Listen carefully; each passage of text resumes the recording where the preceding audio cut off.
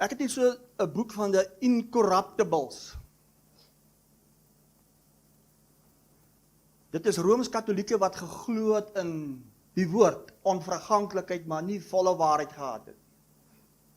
Hulle het geglo dat as hulle sterf, dood gaan ontslaap, hulle liggame bewaar word vir die opstanding.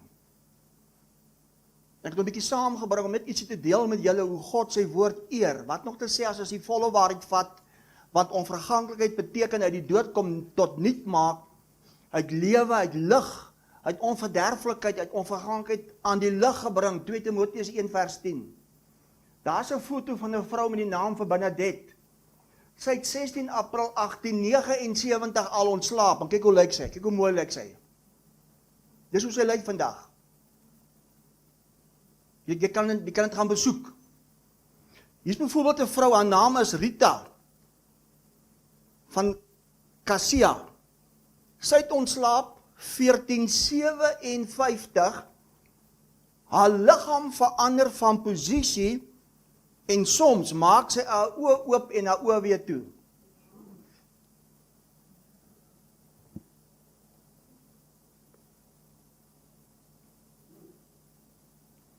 Wat van ons kom by die volle waarheid uit?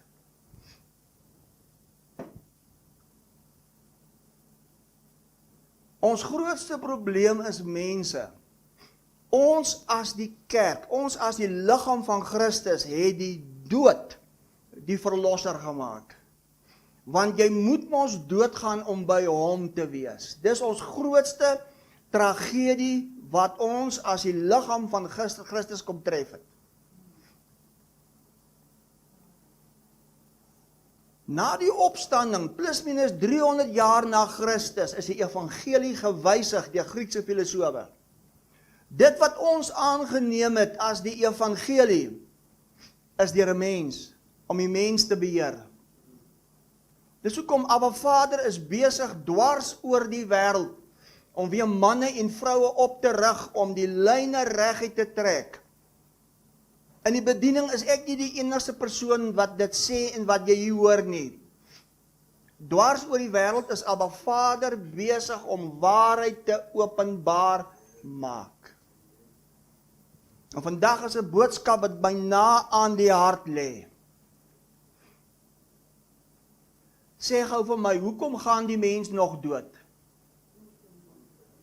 Onkunde en omdat die mens glo, hy moet doodgaan. Terwyl Jesus Christus,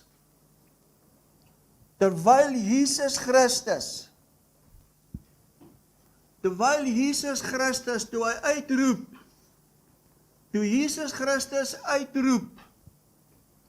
toe Jesus Christus uitroep, dit is volbring.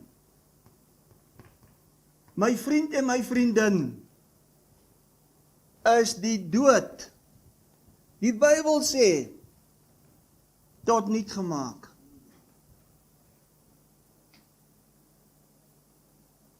En toe ons saam met hom opgewek word,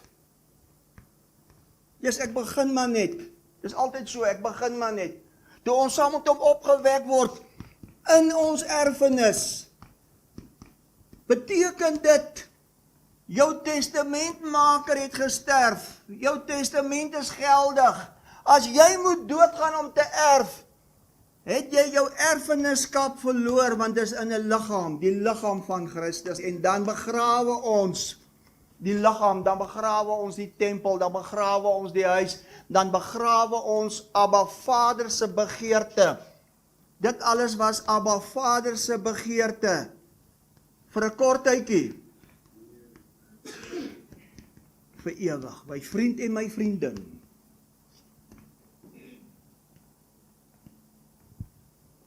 Nou moet ek jou vra, waarvan is jy gered? As jy gaan kyk na die woord red, so beteken dit, jy's gered van alles wat jou weerhou om jou erfenis in 'n vleesliggaam te geniet. Daarom het hy sonde geword. Daarom deur sy wonde is jy volkome klaar genees. Daarom het hy jou dood vir jou gesmaak. Hebreërs 2 vers 14. Hy kom mens word sodat hy hom wat mag het oor die dood, dit is die duiwel se werke, tot niet kom maak het. Want hy was 'n mensemoordenaar van die begin af. Toe hy vir Eva sê, as jy eet van hierdie boom, dan sal jy wees soos God, terwyl God die mens gewaarsku het, net een ding, moet net nie eet van die boom van kennis van goed en kwaad nie, want die dag as jy daarvan eet, sal jy sekerlik sterwe.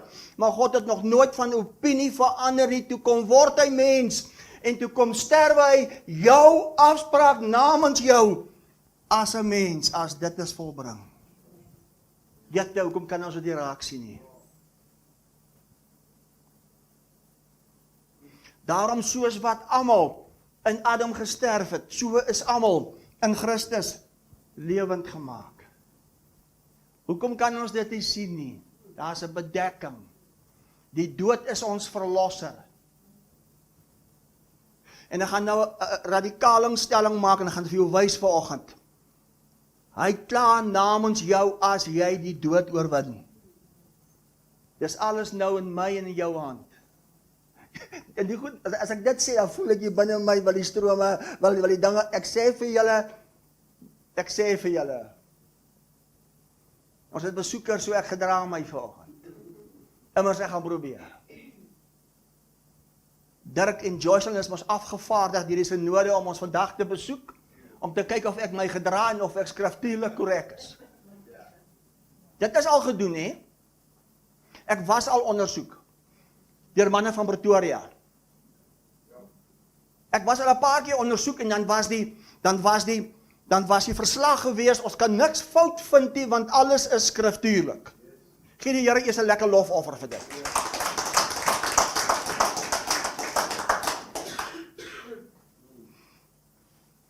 So kan ons begin. Dit was 'n inleiding. Dankie Vader vir u woord, dankie Vader vir waarheid, dankie Vader vir die woord wat gees en wat lewe is, en ek spreek vandag in jou gees in.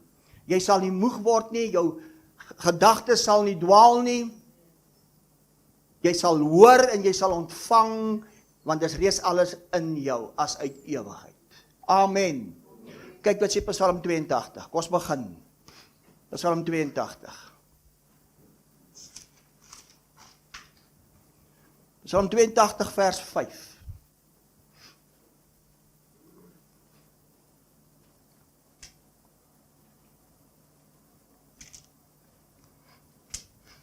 Vers 5 sê, hulle weet nie en verstaan nie, hulle loop rond in duisternis, al die fondamente van die aarde wankel. Met ander woorde, die mens leef in onkunde. My volk gaan ten gronde, my volk gaan nog steeds dood, as gevolg van onkunde. Daarom sê Johannes 17 vers 3, die ewige lewe is om hom te ken, en die waaragtige wat hy gestuur het. So dis onkunde versus identiteit. Wie jy is. Onkunde versus identiteit. Dan sê vers 6 iets groots. Hy sê, ek self het gesê, julle is gode, en julle is almal seuns van die Allerhoogste. Hy self het dit gesê. Want as 'n hond kleintjies kry, is dit klein varkies. O, ekskuus. As 'n hond kleintjies kry, is dit klein hondjies. Is dit korrek? Nou sê vir my, as jy, kom skryf hierdie kant, as jy, ek weet nie wat gaan ek doen vandaggie, as jy uit God gebore is, wat is jy dan? 'n klein, moet dit net nie vir die godsdienstiges gaan sê nie, want ons is mos sondaars, ons is mos nie werd om seuns van God genoem te word, terwyl God sê, ek self het gesê. Ek self het gesê, julle is gode. Ek self het gesê, julle is seuns van die Allerhoogste. Hy self het dit gesê. So ek gaan eerder hom glo voordat ek die synode glo. En hoor wat sê hy nou. Vers 6. Ek self het gesê, julle is gode. Julle is almal seuns van die Allerhoogste. Nogtans, sê nogtans, sal julle sterwe soos mense. Met ander woorde, hoekom gaan die mens dood? Die mens gaan dood as gevolg van onkunde, omdat hy, weet julle, ons is nog maar net mens. Weet jy, ek is nog maar 'n ou sondaar. Weet jy, hierdie ou vleesliggaam beteken niks. Weet jy, hy gaan terugkeer na stof. Dis presies dit. God sê, dis presies dit. God sê, dis presies dit. Terwyl ek dit vir jou volbring het, terwyl ek gesê het, jy's uit my gebore, jou godeseun, 'n seun van die Allerhoogste, maar omdat jy nog dink soos 'n mens, soos 'n vervalle mens uit onkunde, omdat jy nie weet wie jy is nie, jy sal doodgaan soos 'n mens. Want die dood is ingebring deur 'n mens.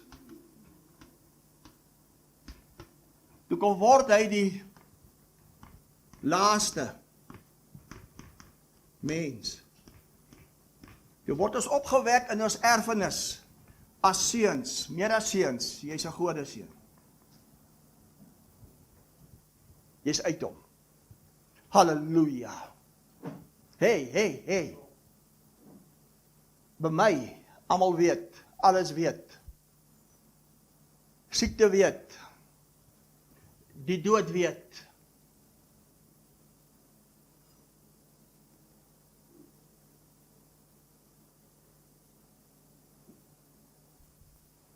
Ek self het gesê, julle is gode. Julle is almal seuns van die Allerhoogste. Nogtans sal julle sterwe soos mense. Nogtans sal jy sterwe soos mense.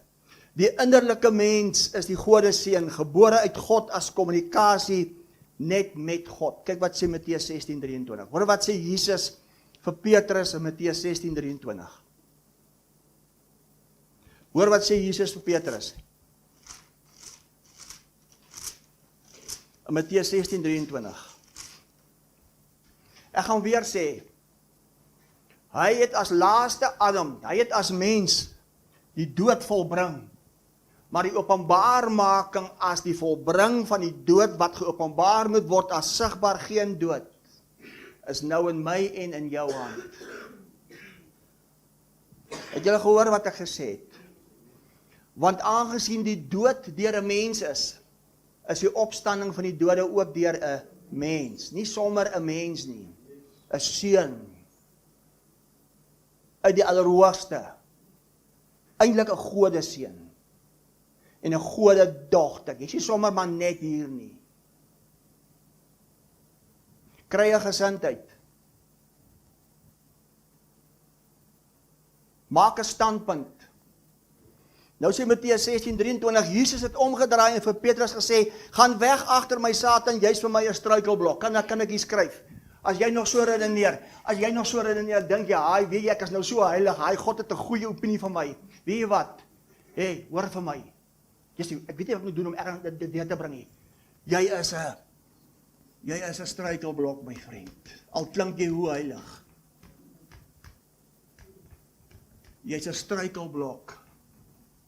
Al klink jy hoe heilig. Omdat jy nie die dinge van God bedink nie, maar die dinge van 'n mens. Omdat jy nie leef uit jou Christus denke, die waar wie jy is nie. Jy leef uit 'n vyfsintuig denke, situasies, omstandighede. Halleluja. Die wonderlikheid van die opstanding is alles wag op die realiteit as vryheid, die openbaarmaking van jou as seun, as godeseun uit die Allerhoogste, selfs die dood wag as oorwin. Maar wat doen ons? Wat doen ons as die kerk? Ons gee hom krag. Ons gee 'n vyand. Ons nooi jou en ons laat die vyand welkom voel en dan toebroodjie, koek en tee en koffie ons ook nog daarna. Jette! Nie in hierdie bediening nie. Dis hoekom ek nog nooit iemand uit die bediening uit begrawe het nie. In 34 jaar. Das min leiers wat dit kan sê. want ek het gesê, ek gaan dit nie sê nie, maar ek gaan dit sê, want die mense in hierdie bediening is te bang om dood te gaan.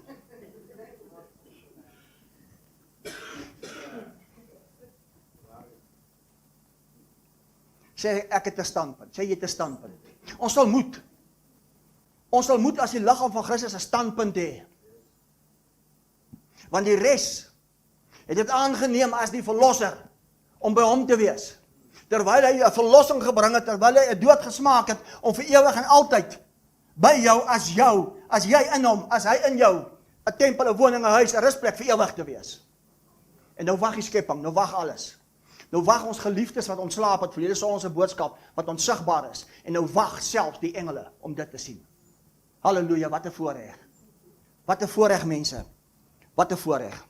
Daarom sê Romeine 8 vers 6, die wat nog vleeslik is, bedink die, maar die wat uitgekom het by die waarheid, jou Godseun uit die Allerhoogste, bedink vrede en lewe. Halleluja. Halleluja, want dis jou wese, dis wie jy is. Dis wie jy is. Hoe het God dit begin? Dis belangrik dat jy dit sien, dat jy dit verstaan. Want dit gaan oor tydlyne, dit gaan oor die tyd waarin ons is. Ons behoort almal aan die opgewekte Christus. As jy nie hier is nie, kry ek jou jammer. As jou tydlyn uit is en jou konteks is uit, gaan jy vir dinge wag wat lankal reeds klaar volbring is. So kom ons begin by die begin, hoe God moes begin. Kyk wat sê Romeine 1. Kyk wat sê Romeine 1. Vers 3. Die skrifte is hier op vir die wat wil kyk daarso. Ek gaan my laaste slukkie ijskoffie vat.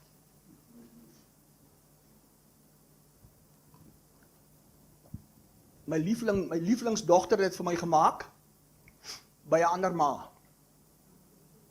Nou waar jy almal op YouTube.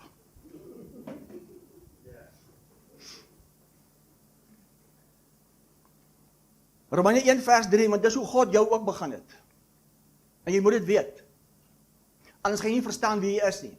Anders gaan jy dink jy's nog steeds maar net 'n mens. Darms en pens. Nee. Weet jy wie jy is? As jy jouself kan sien soos God jou sien. Halleluja. En dis identiteit. Wat is identiteit? 'n volkomme ooreenstemming. Absolute gelykheid. As jy my gesien het, het jy my Vader gesien. Soos wat hy is, soos ek in hierdie wêreld. Mede-erfgenaam, wat hy geërf het as 'n verheerlikte, opgewekte liggaam, wat nie meer kan siek word en doodgaan nie. Ek is mede, ek het dit geërf. Hy die hoof, die bewustheid, ek die liggaam, die openbarmaking as dit sigbaar. Hey! As jy so begin raak en jy begin so bewus raak, dan hardloop die duiwel, dan kan ek met myself wees. Jy het ons gesê ek kan myself wees. Ja, maar hulle is verplig om my vrou te ken, maar sy is altyd saam met my. Mense, julle verstaan nie, as ek vir julle sê, julle verstaan nie. Ek is verlede Sondag gebel, ek gaan dit noem, ek gaan die name noem nie so ontspan. Ek is verlede Sondag gebel, terwyl ek verlede Sondag se boodskap, of 2 weke terug se boodskap voorberei het, en die persoon, ek gaan maar sê, die persoon, al ken julle die persoon, het gesê, Pastor Rudy, dat 'n persoon ontslaap, as dit reg is, as dit reël met die familie, dat jy vir hom kan bid. Ek sê, ek kan nie wag nie, want ek is besig om die boodskappe voor te berei. Kan ek dit maar sê? En toe het hulle my nooit gebel nie, want van die familie het polisse uitgeneem op die man se lewe. En dit het my gestig, want hulle het geweet, die kans dat die ook kan opstaan is groot. Los ieder hy pastoor uit. Dis waar. Dis die waarheid, ons dra nie doekies om in hierdie bediening nie. Dis die waarheid. Kyk wat sê Romeine 1 vers 3. Aangaande sy seun, sê sy seun. Kyk op die bord. Want hulle Psalm 82, hy self het gesê, jy is 'n Godseun uit die Allerhoogste. So wie die seun? Daar's net een seun.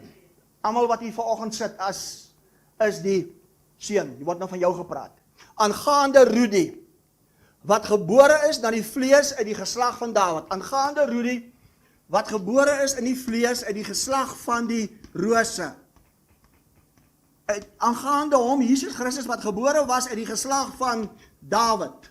Jy ook, jy kan jou naam nou insit, dis wat God in gedagte gehad het, van die begin af. Aangaande sy seun, wat gebore is na die vlees uit die geslag van Dawid. Jy het 'n stamboom. Die dag toe jy sê, toe sê my pa, my oupa, my ouma, wow, kyk hierdie pragtige jong klein seentjie. Toe het God iets anders in gedagte gehad, as wat die rose in gedagte gehad het. Dieselfde met jou.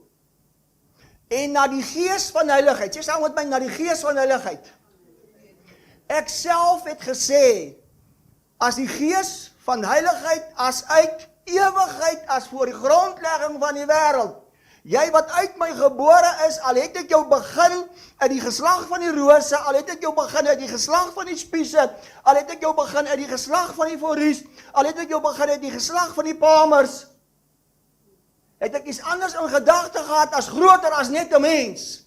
En as jy dit nie weet nie, sal jy doodgaan, sal jy sterwe, soos 'n mens. Halleluja. Aangaande sy seun wat gebore is na die vlees, uit die geslag van Dawid, en na die gees van heiligheid, met krag verklaar is, as die seun van God, deur die opstanding uit die dode, Jesus Christus ons Here, kyk op die bord, deur die opstanding is daar verklaar, met krag, deur die gees van heiligheid, jy wat vanoggend hier sit, is 'n seun van die Allerhoogste, jy's eintlik 'n Gode seun. En ons weet, opstanding beteken wedergeboorte, regenerasie. Weet julle wat beteken wedergeboorte?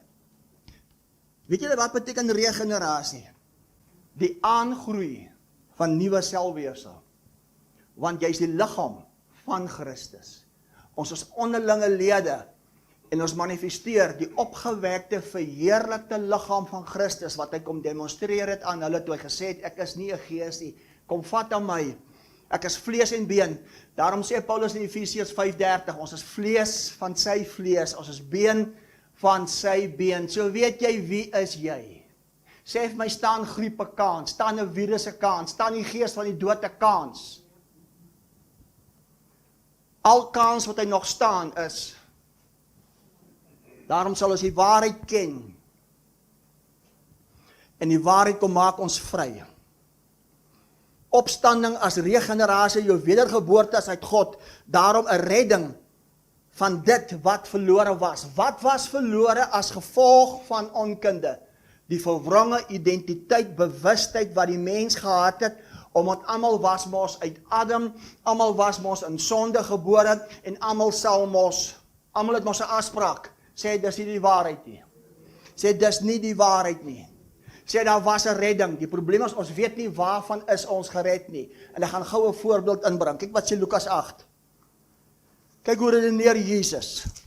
Kyk hoe Jesus geredeneer in Lukas 8. Lukas 8:49. Lukas 8:49, terwyl Jesus nog spreek, kom daar iemand van die owerste van die sinagoge se huis en sê vir hom, u dogter is dood. Moenie die meester lastig val nie. Maar toe Jesus dit hoor, antwoord hy hom en sê, moenie vrees, jy glo net, sy sal gered word. O gats, o koek, ek dog het gekom om vir jou 'n verlossing te bring, om jou te red van hel. Nou hoor ek, hy sê, moenie vrees nie man, in Johannes 11 sê vir sy disippels, Lazarus slaap. Toe hy uitbars van die lag, toe sê hy, okay, ek sal maar praat, soos 'n mens praat, Lazarus is dood. Toe hy hoor die dogtertjie is dood, wat sê hy vir hulle? Wees rustig, ontspan, glo net, ek sal haar gaan red waarvan? Die dood. Ek sal vir haar lewe bring, ek sal haar restoreer tot lewe. Daarom is almal in Christus klaar lewend gemaak. Wat is nou makliker? Om daai persoon wat ontslaap het net te gaan wakker maak. Want alles wag. Kyk wat sê Psalm 49. Wat is nou makliker? Ek gaan nou vir jou ietsie groots bring, nou. Om vir jou te wys wat is die probleem. Wat is deel van die probleem? Psalm 49 vers 14. Vers 14 sê, dit is die weg van die wat op hulle self vertrou en hulle volgelinge wat in hulle woorde 'n behaagheid stop. Kom, waar kom die oortuiging vandaan ons moet doodgaan? Van 'n preekstoel af. Ons glo dit omdat ons by 'n mens gehoor het. Hoor julle wat ek sê vandag? Vers 15. So skape word hulle bestem vir die doderyk. Wat doen 'n skaap? Het jy al gesien? As jy die hek opmaak en een skaap gaan vir daai hek, dan gaan al 100. Die mensdom is dieselfde. Die mensdom is dieselfde. So skape word hulle bestem vir die doderyk. Die dood is hulle herder.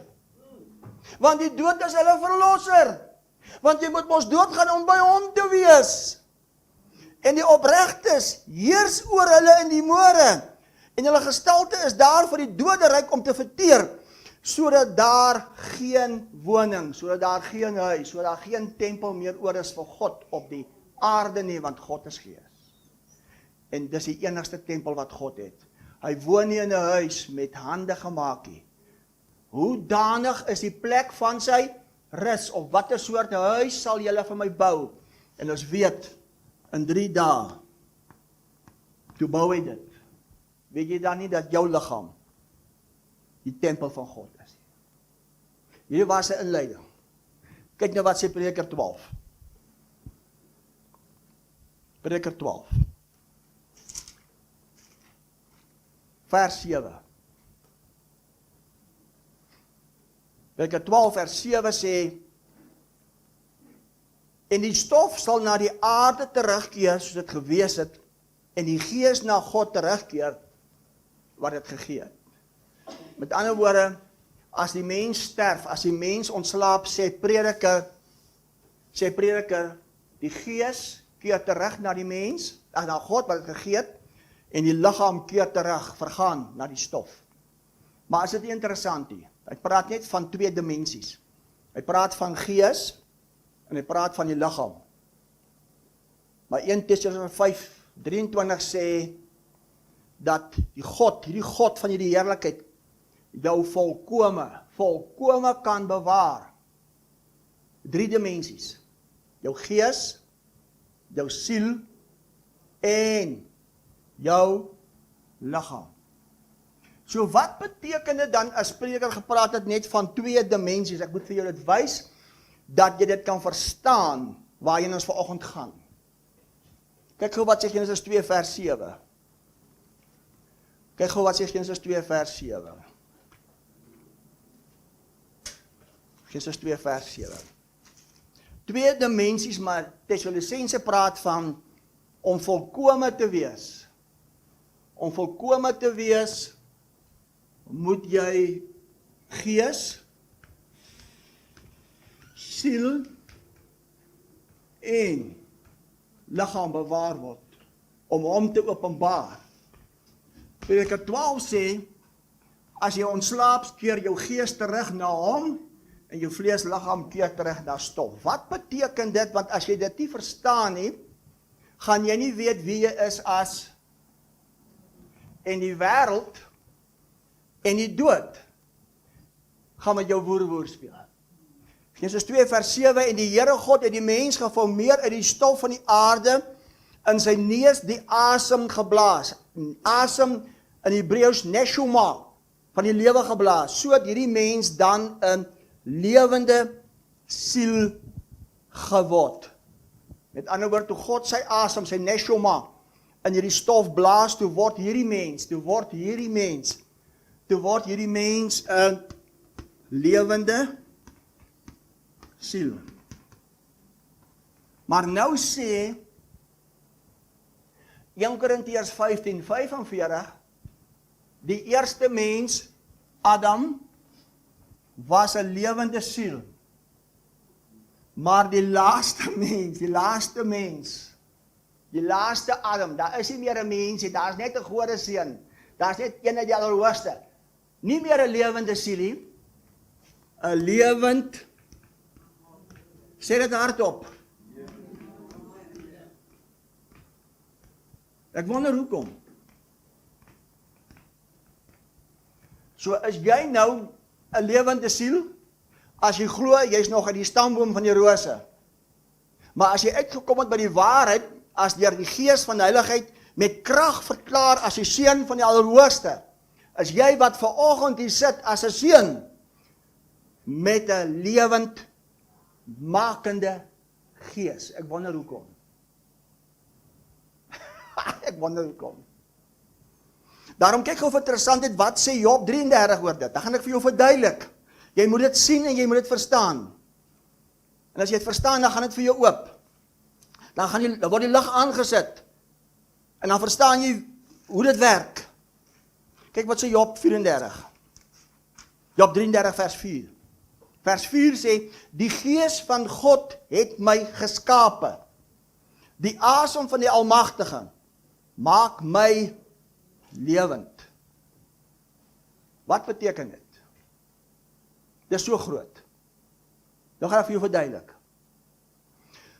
Met bevrugting, dit is wetenskaplik bewys nou, met bevrugting tussen 'n man en 'n vrou, vind daar 'n verligting plaas, uit ewigheid, as gees. Met ander woorde, Efesiërs 1 vers 4 sê, voor die grondlegging van die wêreld, voor Genesis 1 vers 1, het God jou alreeds in hom uitverkies, verordineer, voor die tyd alreeds besluit, volbring, volkome, volmaak, sodat jy op die aarde kan wees, tot lof van sy heerlikheid. Met ander woorde, uit hom, uit ewigheid, as voor die grondlegging van die wêreld, was jy alreeds daar as in gees. Hebreërs sê, voordat God iets begin het dit klaar volbring. Jy sê mense, hoor nou hoe maklik is dit eintlik. Sê maklik, sê vir jou langs jou maklik. Jy gaan nou uitvind hoekom dit vir jou moeilik is. God het besluit.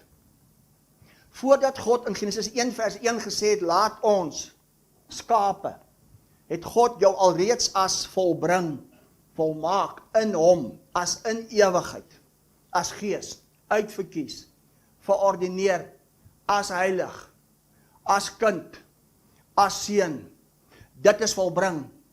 As jy dit vat en dit word sigbaar op die aarde, is jy volmaak, is jy volkome, lyk jy soos hy, redeneer jy soos hy, dink jy soos hy, en dis presies wat hy hier kom doen het.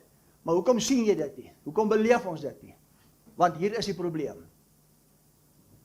Toe God voor die grondlegging van die wêreld, sê wie, ek quoteer sommer goed om tyd te wen, jou uitverkies het as ewigheid. Waar is daai ewigheid? Waar is daai voor die grondlegging van die wêreld? Waar is dit in hom as vir ewig? Geen begin, geen eindig. Waar is dit? Want die dag toe daar bevrugting plaasvind, toe vind daar 'n verligting plaas as wat? Kon ek vir jou sê, waar is dit? Want dis nie ver nie. Dis nie daar deur nie. Toe daar bevrugting plaasvind, toe vind daar iets plaas in die baarmoeder. Toe vind dit alles plaas, toe is dit alles in die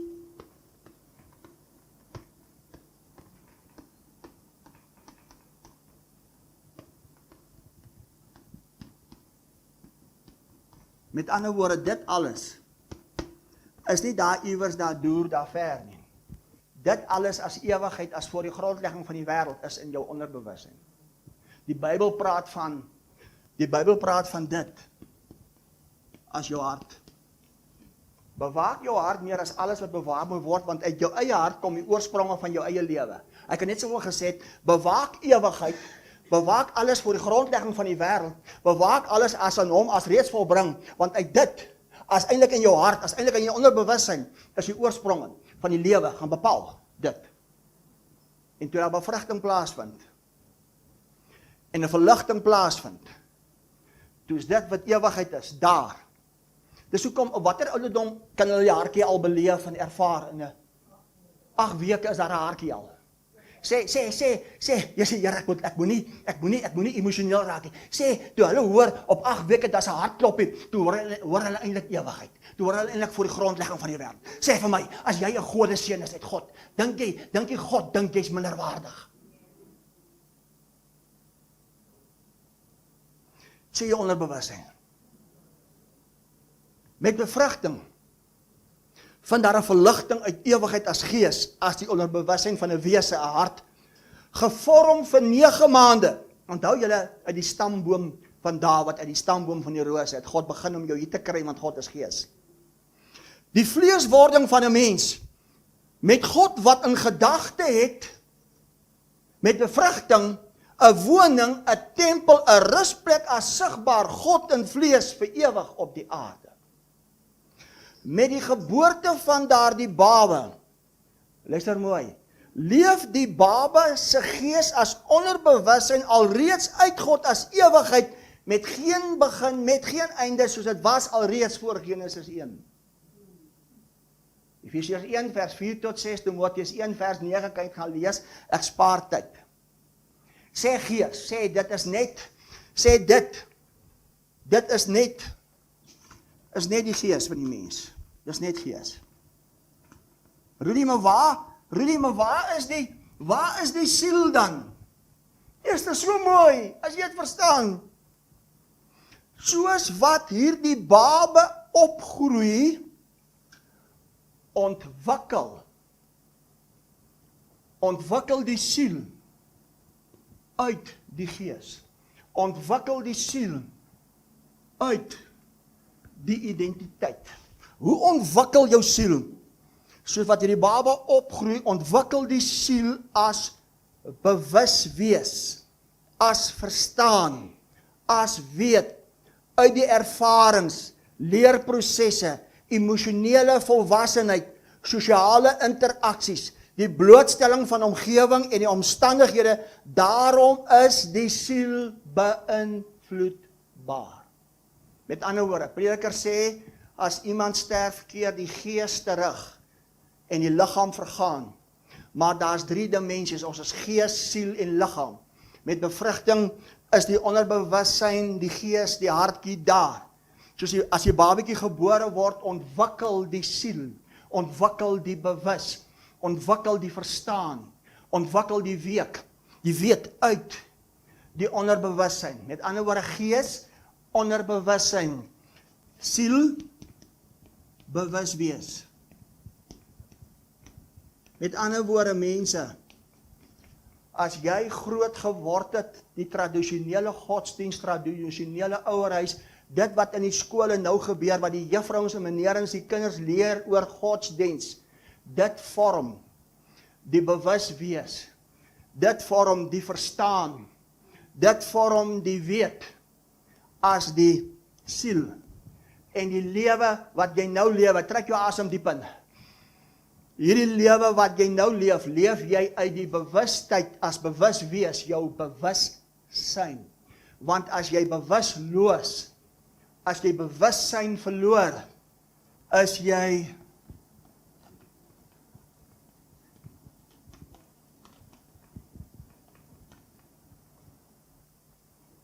met ander woorde, die siel van die mens, wat uit die dimensie van die gees ontstaan as, dit waarin ons kinders blootstelling gegee, dit waarin jy tot vandag toe blootstelling het, as jou 5 sintuig denke, bepaal jou lewe, en dis hoe God die mens begin het, as 'n lewende siel. En ek gaan nie nou vertel, hoekom God dit so moes doen nie. Ek gaan nie nou vertel, hoekom God dit so moes doen nie, kan ek jou ietsie sê. In die begin het God gesê, laat ons mense maak na ons beeld, ons gelykenis, laat hulle vrugbaar wees. As God die mensie begin het as 'n lewende siel met 'n 5 sintuig denke en omstandighede en situasies en 'n mooi vrou en 'n mooi voertuig gaan hom beïnvloed nie, sou die mens nie vrugbaar wees. Kom ons los dit daar, dis 'n boodskap vir 'n ander dag. En toe kom die mens, derms en pens vandag, en toe bly hulle net by dit. en hulle kom nie uit by dit is volbring. Ons is opgewek as 'n nuwe mens, 'n nuwe weg, as 'n lewend makende gees. My sielmens wat beïnvloedbaar is deur my omstandighede en situasies, kan my nie meer definieer nie, want ek leef nou uit my identiteit, sodat my onderbewussyn, my wese as ware, dit wat uit my hart uitkom, my sielbewustheid, bewus wees, so kan versadig, beïnvloed, dat vlees liggaam gerestoreer, herleef. Dis wat God in gedagte gehad het. Is dit nie mooi nie? Is dit nie groot nie? Is dit nie wonderlik nie? Daarom kyk wat sê 1 Petrus 1 vers 9. Ek gaan sommer quoteer. Die einddoel van ons geloof. Ek soek jou aandag. Die einddoel van jou geloof op die aarde, die einddoel van hoekom jy op 'n Sondag onder die woord sit, die einddoel hoekom jy 'n verhouding het met hierdie lewende God is nie, die einddoel van jou geloof is nie om hel te mis en hemel toe te gaan nie. Die einddoel van jou geloof was die saligheid, was die versadiging, was die redding van jou siel, sodat jy kan uitkom by waarheid, dat jy kan leef uit die woord as die ware identiteit, sodat jy nie meer leef as 'n lewende siel nie, maar kan begin leef as 'n lewend makende gees. Hy het dit klaar volbring, en dis nou in jou hand om dit te manifesteer as volbring. Daarom sê Filippense 2 vers 16, dis ek en jy, wat dit wat hy in ons geplaas het as volbring, moet uitleef, moet uitoefen, deur te leef uit ons onderbewussyn, deur te leef uit ons identiteit, deur te leef uit ons gees, wat ons bewus wees versadig, sodat ons vlees liggaam herleef. Kyk gou wat sê Filippense 2.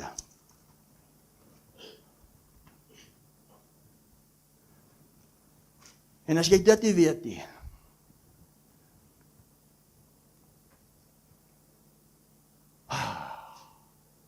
Jesus, dit is mooi.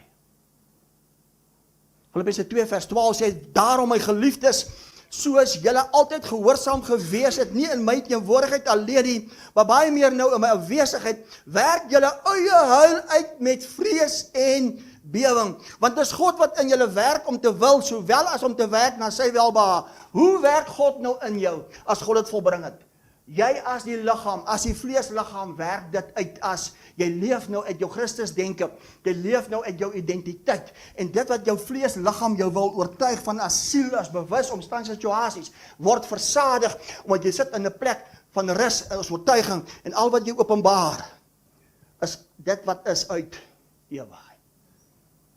En al hoe jy hier kan begin leef, as daar moet skeiding kom tussen siel en gees, en al wat skeiding bring is, die lewende woord, nie die Bybel nie, nie godsdienst nie, nie omstandighede, nie situasies nie, dis die lewende woord wat kragtig is om skeiding te bring, sodat jy kan leef uit wie jy is as die ware, sodat dit wat hier gebeur, geen impak, geen invloed het nie, en dit word genoem, die einddoel van alles is nou net, die redding van jou siel as wese, jy kan openbaar die ware, hier staan die Gode seun, die seun van die Allerhoogste, as dit nie vir jou so is nie, as dit nie vir jou so gaan wees nie, sal jy sterwe,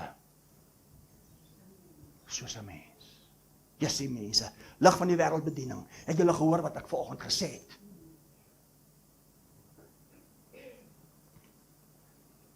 Kyk wat sê Jakobus 1:21.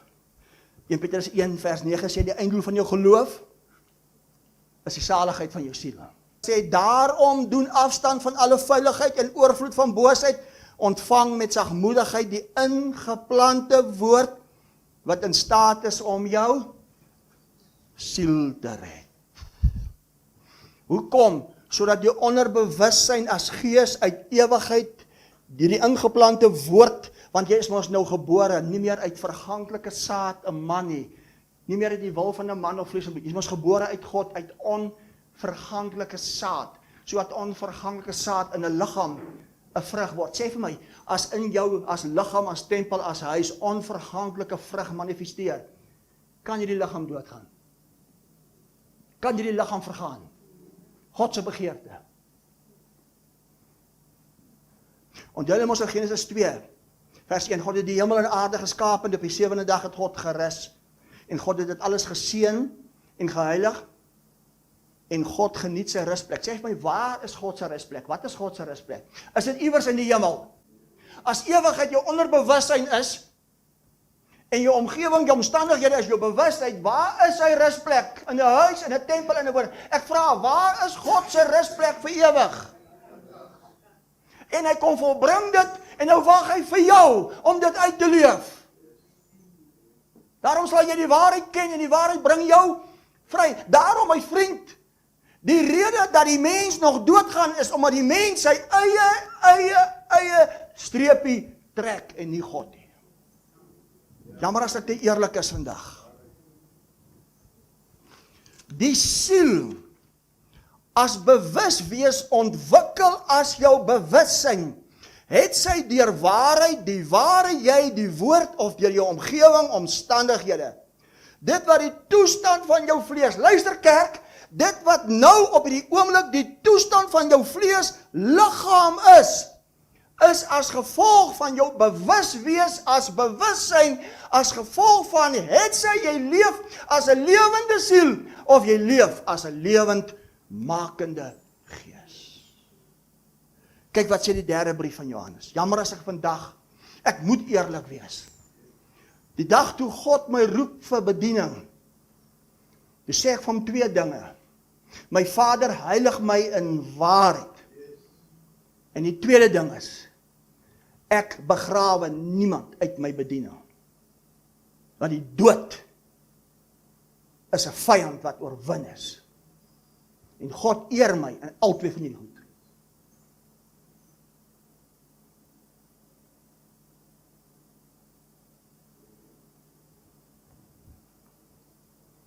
Kyk wat sê die derde brief van Johannes. Met ander woorde, dis nou in jou hand. Die versneller.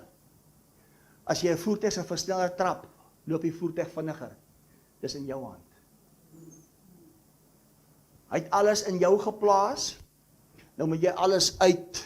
As jy drink van die water, sal dit in jou word 'n fontein wat opspring tot die ewige lewe. Dis uit jou. En dis nou uit jou.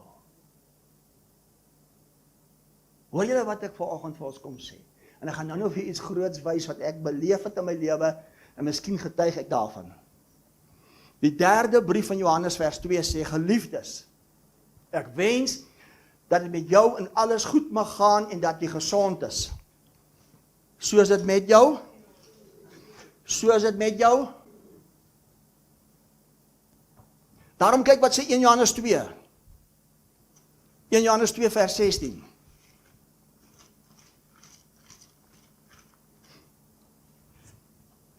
In Johannes 2 vers 16, want alles wat in die wêreld is, die begeerlikheid van die vlees, sê 'n lewende siel, die sielmens.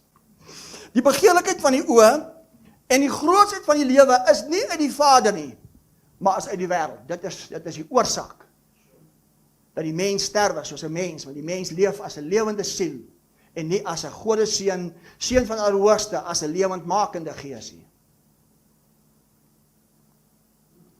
As iemand ontslaap, keer gees as identiteit terug, met siel as onbewus en liggaam vergaan.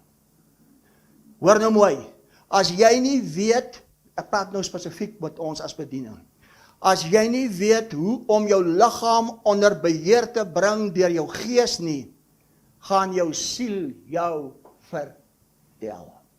Kyk wat sê Romeine 8:13. Kyk wat sê Romeine 8:13. Romeine 8:13, gaan 'n slukkie koeldrank vat, eers ek is bevoorreg, hier's lekker koffie, hier's koeldrank, hier's toebroodjies, hier's chocolaatjies, hier's sweeties vir my uitgepak. Mastig, is 'n lekker plek hier.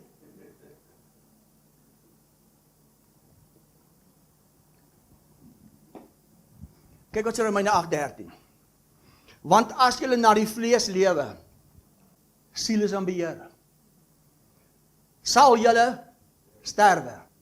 Maar as julle deur die gees, die ware, wie jy is, 'n lewendmakende gees, jy leef uit ewigheid, lewe, sal julle die werke van die liggaam, 5 sintuig denke wat jou wil vertel wie jy is, definieer, doodmaak, en jy sal lewe.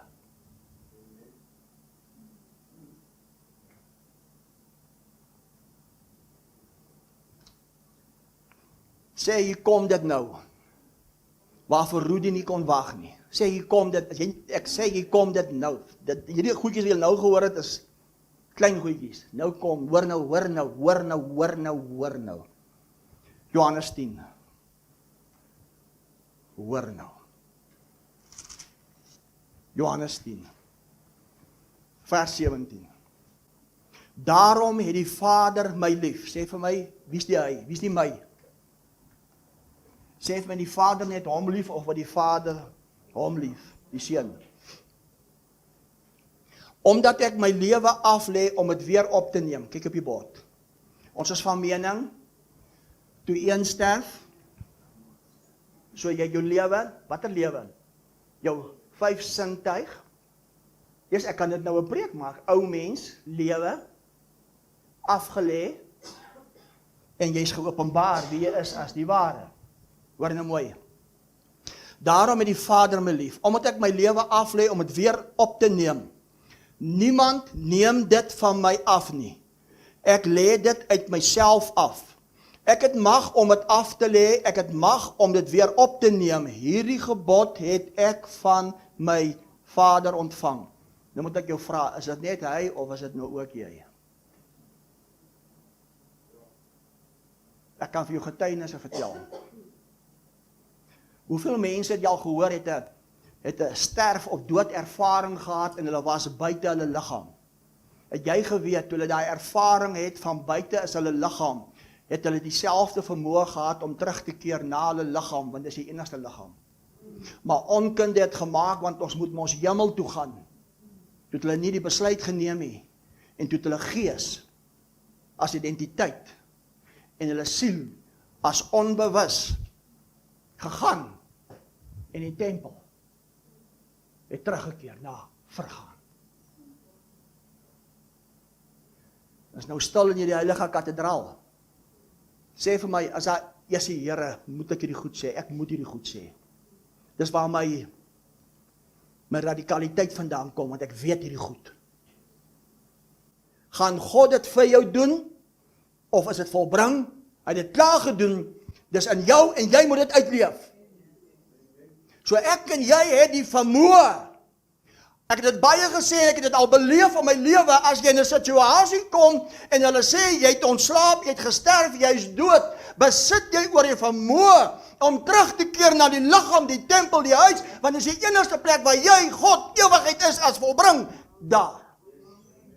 Maar onkunde maak dat ons gaan, want ons moet mos gaan. Godsdienst het vir ons gejok.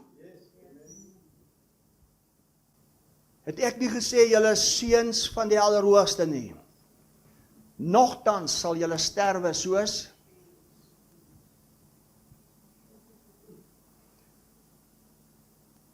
dis in jou hand.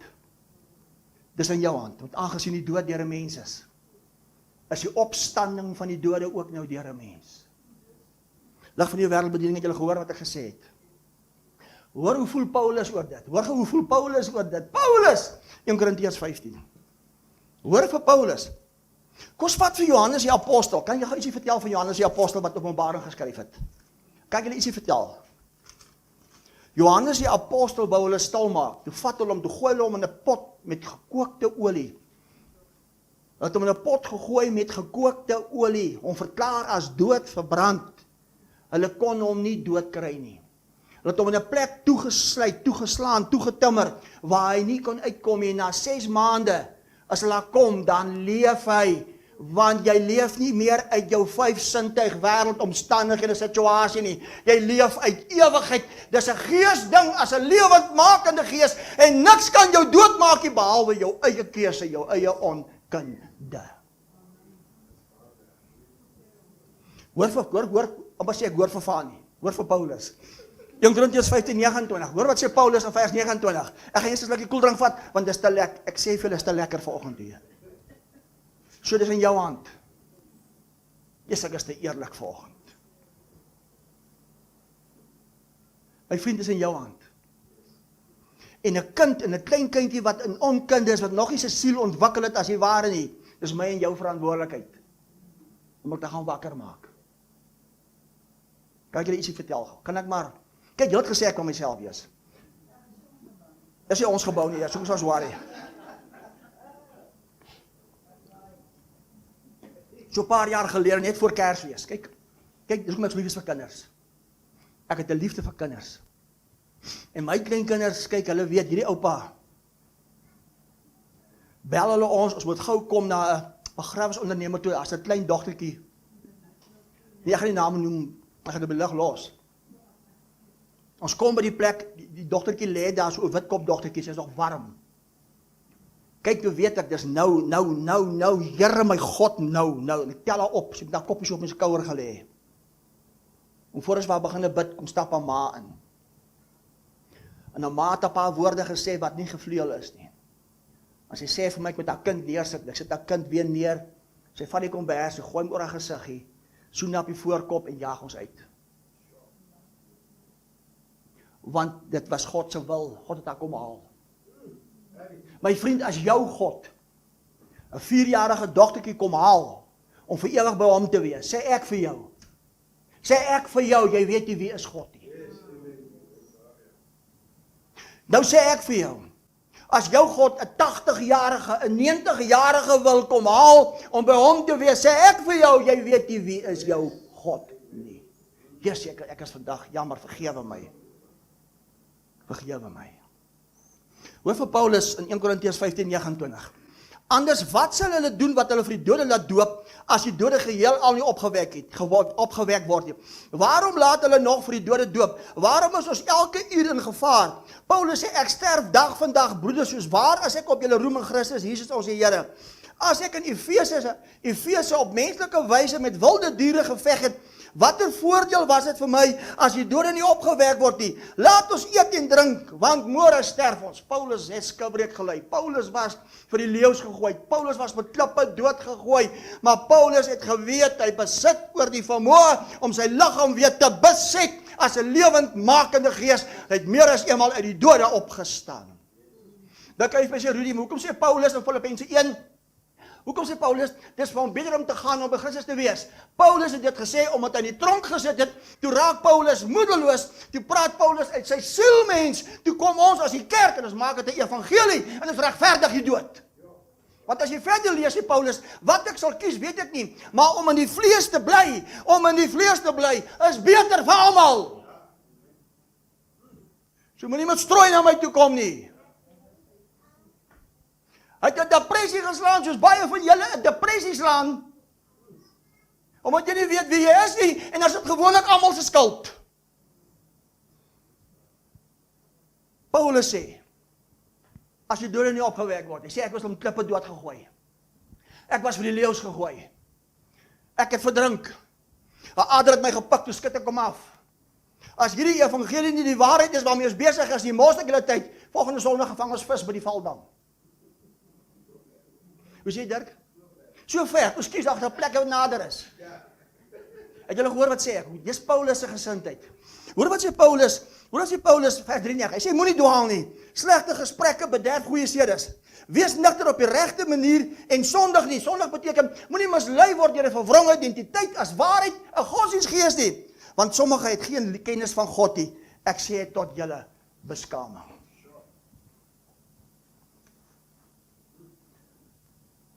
In Korintiërs 15:21 sê hy, aangesien die dood deur 'n mens is die opstanding van die dode ook deur 'n mens. En God gaan dit nie doen nie, dis volbring, dis in jou, dis jy wat dit moet doen.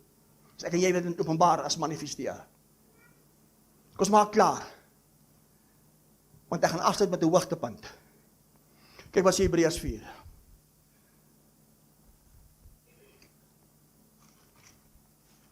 Kyk wat sê Hebreërs. Wat sê Hebreërs? Ja, ek maak sommer Hebreërs 4. Hebreërs 4 vers 1. Laat ons dan vrees, terwyl ons die belofte om in sy rus in te gaan nog staan tot, dat nie miskien sal blyk dat iemand van julle agtergebly het nie. Want aan ons is die evangelie ook verkondig, net soos aan hulle, die Jode Israel. Maar die woord van die prediking het hulle nie gebaat nie, omdat dit by die hoorders nie met die geloof verenig was nie. Want ons wat geglo het, gaan die rus in, soos hy gesê het, daarom het ek aan my, luister mooi, hoe vertalers vir jou gejok, daarom het ek aan my toren gesweer, hulle sal aan my rus nie ingaan nie. Sê, dit was 'n leuen, dit was 'n vervronge vertaling deur mense wat nie geweet wie hulle is nie. Dit beteken eintlik, daai woordjie toren beteken eintlik klimaks, hoogtepunt. God het in sy hoogtepunt gesê, Jenen, Israel, wanneer gaan julle ophou met julle dinge? Ek het alles vir julle gedoen, maar nog steeds verwerp julle my. Daai opgewondenheid, wow, Rudy het dit gesnap. Rusplek beteken finale vervulling van volkome wees. Al wat ek kan doen is om dit te glo en dan manifesteer dit in en deur my in die is die rusplek. Omdat die Jode, omdat Israel, omdat die kerk vandag nie die waarheid geglo het nie, sal jy die plek van rus op die aarde nie beleef ervaar nie. Jy sal steeds doodgaan soos 'n mens. Dan sê iets kosbaars, alhoewel sy werke van die grondlegging van die wêreld af volbring is, onthou hoe ek begin, dis klaar volbring, jy's klaar perfek. Jy leef nou net uit jou perfektheid, as waarheid, as vryheid, as plek van rus, hy in jou, en hy manifesteer als deur jou. En as jy in 'n situasie kom, ek kan vir jou baie goed vertel, as jy in 'n motorongeluk kom, en almal dink, dis verby, dan klim jy die kar en jy staan op, want jy besit oor die vermoë, as 'n lewende gees, om die tempel nooit te verlaat, te beset. Die tempel is beset deur die Heilige Gees, deur God as Gees, deur ewigheid, deur 'n seun, 'n Godseun, sy naam is Rudy Roos, en die staan hy vir jou.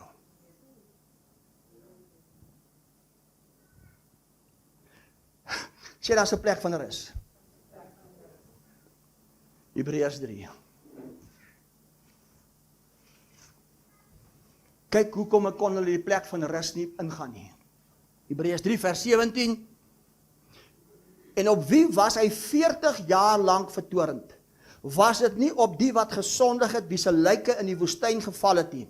En dan wie het hy gesweer, hulle sal sy rus nie ingaan nie, behalwe aan die ongehoorsaames. Ons sien dat hulle deur ongeloof nie kon ingaan nie. Met ander woorde, wat beteken dit? Dit beteken, hierdie ewige rus, moet jy mooi luister, hierdie ewige rus as die vervulling, as volkoming is in 'n vleesliggaam op aarde, sy tempel as woning, as rusplek vir ewig, en nie in 'n graf met die woorde op 'n grafsteen, rus in vrede nie. Het julle gehoor wat ek gesê het? Jou plek van rus en vrede is in 'n vleesliggaam, die tempel, die huis, die woning op aarde, en nie op 'n grafsteen.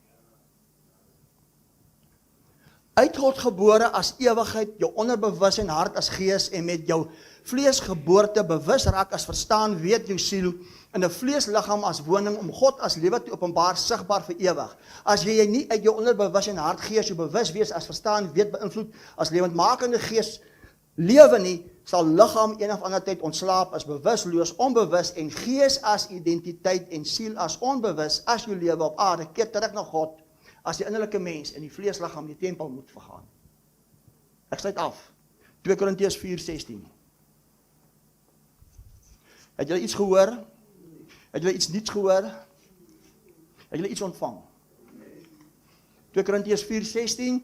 Daarom gee ons nie moed op nie, al vergaan ons uiterlike mens. Dit beteken eintlik beteken hierdie liggaam wat voor jou staan is die weg vir die verheerliking as onverganklikheid op die aarde. Want as ek hierdie liggaam verloor, het jy die liggaam verloor. Want dis nie net jou liggaam nie. Dis die Christus liggaam en dis God se tempel, God se begeerte, God se huis. Nie vir eendag hierna nie. Nie vir eendag as jy dood gegaan het, dan kry jy dit nie. Nee, jy kry dit omdat jy nie doodgaan nie. Daarom gee ons nie moed op nie. Al vergaan ons uiterlike mens. Nogtans word die innerlike mens dag na dag vernuwe. Wat is die innerlike mens? Die ware uit ewigheid, jou onderbewussyn, die gees, wat al hoe meer jou siel, jou bewus wees, jou 5 sintuig wêreld so versadig, dat jy net leef uit dimensie, ewigheid, as seun. Jy word al hoe meer vernuwe, en hoe meer jy in die innerlike mens vernuwe word, ek gaan amen sê, want ek wil nie aangaan, ek kan nog baie aangaan, hoe meer en meer word dit 'n liggaam, as sigbaar, geopenbaar, verheerlik, vlees op aarde, tempel. Daarom sê vers 17, want ons ligte verdrukking wat vir 'n oomblik is, bewerk vir ons 'n alles oortreffende ewige gewig van die heerlikheid. Omdat, jy saam met my omdat. Ons nie let op die sigbare dinge nie, maar op die onsigbare. Wat is die onsigbare? Dit wat in jou hart is, dit wat ewigheid is, dit wat in jou is, die volheid, dit alles in jou.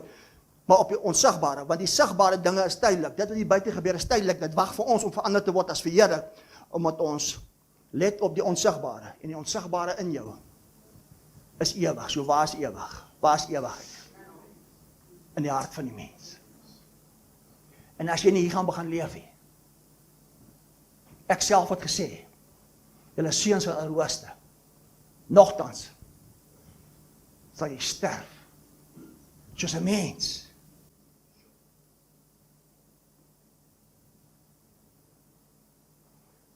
Wat is die dood? Hoe werk dit? Dis die God wat jou kom haal. As ons in hierdie gebou is, en hierdie gebou moet nou 'n toestand bereik van vervalle, is ons almal verplig om die gebou te verlaat. Onkunde, siekte, alles het gemaak dat die ewigheid, wie en wat God is, wie en wat jy is as wese, as ware, verplig is om die tempel te verlaat. Dis die enigste rede. Terwyl jy reeds klaar 'n lewend makende gees is om vir ewig te bly. En ek het baie getuienisse van dit. Amen. Gee die Here lekker lofoffer.